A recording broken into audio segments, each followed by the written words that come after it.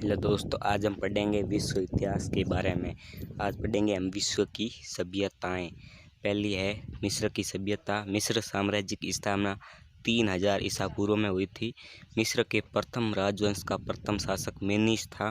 विश्व की प्रथम महिला शासिका प्राचीन मिस्र की रानी हटशेपसुट। मिस्र को नील नदी की देन कहने वाला प्रमुख इतिहासकार हेरोडोटस था और हेरोडोटस को इतिहास का पिता भी कहा जाता है। गिज़ा स्थित विश्व प्रसिद्ध पिरामिड का निर्माता मिस्र के महान फराओ चियोप्स खुफू 2590 ईसा पूर्व से 2566 ईसा पूर्व ने विश्व प्रसिद्ध पिरामिड का निर्माण कराया था। इन पिरामिड के अंदर मम्मी रखी जाती है और मम्मी मृत शरीर को कहते हैं। प्राचीन मिस्र का प्रधान देवता सूर्य देवता। ये पिरामिड सूर्य को समर्पित है। सुमेरियन सभ्यता 3500 ईसा पूर्व से 2340 ईसा पूर्व तक। सुमेरियन जाति के मानव नवीन पाषाण युग में जिस समय प्रविष्ट हुए थे, उनको कृषि का ज्ञान हो चुका था। इन लोगों का जीवन धर्म से निर्देशित होता था। प्रत्येक शहर में एक मंदिर और इस मंदिर का एक पुरोहित था। पुरोहित ही शासन व्यवस्था का मुखिया होता था। यहाँ के लोग पुरोहित की आज्ञा का पालन करते थे तथा उसे भगवान का प्रतिनिधि समझते थे। इस जाति के शासकों ने बेबीलोन नगर का निर्माण किया, जो आधुनिक समय में खासकर के मैदान के नाम से भी जाना जाता है। इन्हें बाबल लोग भी कहा जाता है और विश्व विजेता महान सिकंदर की मृत्यु भी बेबीलोन में ही हुई थी।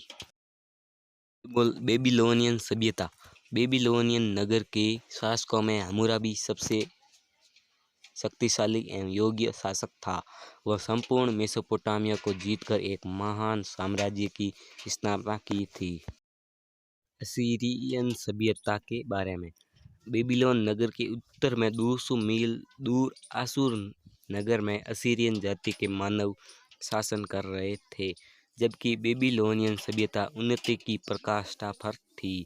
असीरियन जाति के व्यक्ति युद्ध प्रिय थे, यानी कि उनको युद्ध लड़ने में बहुत आनंद आता था।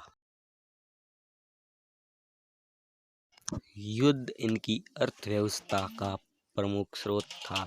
धर्म का इनके जीवन में महत्वपूर्ण स्थान था।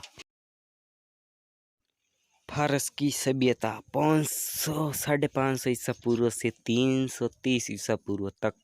फारस सभ्यता की जाति के जो व्यक्ति यूरोपियन देशों में जाकर बस गए, उनको यूरोपियन कहा गया तथा फारस एवं भारत में बसने वालों को इंडो कहा गया है। एशिया में प्रवेश करने के पश्चात इस जाति के लोग दो भागों में विभाजित हो गए। इस इतिहास में इनको मिडीज एवं पर्शियन के नाम से जाना जाता है। ये लोग अग्नि, सूर्य, चंद्रमा तथा वायु की पूजा करते थे। छठी है चीन की सभ्यता। चीन में कृषि का ज्ञान ही सभ्यता का आधार बना तथा यह सभ्यता हर दृष्टि से एक पूर्ण विकसित सभ्यता थी। सर्वप्रथम चीनी शासक स्वयं को देश की जनता का कल्याणकारक मानते थे। दूसरा, चीनी सभ्यता में शिक्षित व्यक्ति को जितना मान सम्मान दिया जाता था, उतना अन्य किसी सभ्यता में नहीं दिया जाता था। तृतीय, चीनी समाज में मनोरंजन का विशेष स्थान था, यानी कि वो मनोरंजन बहुत करते थे। चतुर्थ, चीनी सभ्यता में सर्वप्रथम रेशम के वस्त्रों का निर्माण किया गया और विश्व में इसका प्रसार किया गया।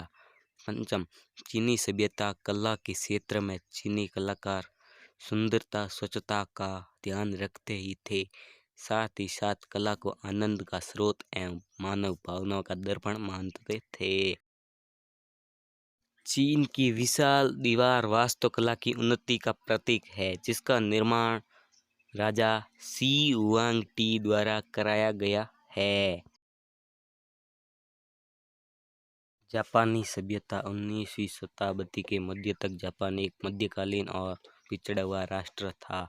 समुराई जापान के सैनिक जागीरदार थे। इक्का बेना फूलों को सजाने की एक जापानी कला है। काबुकी जापान की नाट्य शैली है। यूनान की सभ्यता। यूनान बाल्कन प्रायद्वीपीय यूरोप का दक्षिणी भाग है जो भूमध्य सागर से मिला हुआ है। कई कबीलों का स्वामी राजा होता था। प्रारंभिक यूनानियों के मुख्य व्यवसाय कृषि, पशुपालन, मिट्टी के बर्तन, तलवार और आभूषण बनाते थे।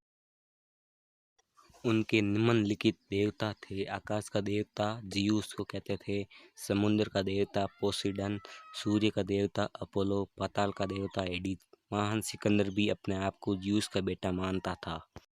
पृथ्वी की देवी डेमोटर को कहते थे, विजय की देवी एथेना, वन देवता सटीर और व्यापार की संरक्षक देवता हर्मेज को यूनान के लोग मानते थे। 9th है दजरा फ्रात घाटी के पूर्वी भाग की सभ्यता, मेसोपोटामिया की सभ्यता। प्राचीन मेसोपोटामिया नगर दो नदियों दजला एवं फरात, जिनका स्रोत एशिया माइनर में स्थित है, जो दक्षिण पूर्व दिशा में बहती हुई फारस की खाड़ी में गिरती है। इस घाटी के उत्तर में काला सागर एवं कैस्पियन सागर है। दक्षिण में फारस की खाड़ी के पार हिंद महासागर है। इसके दक्षिण पूर्व में अरब भूखंड है, जो पश्चिम में लाल सागर तथा दक्षिण में हिंद महासागर तक फैला हुआ था।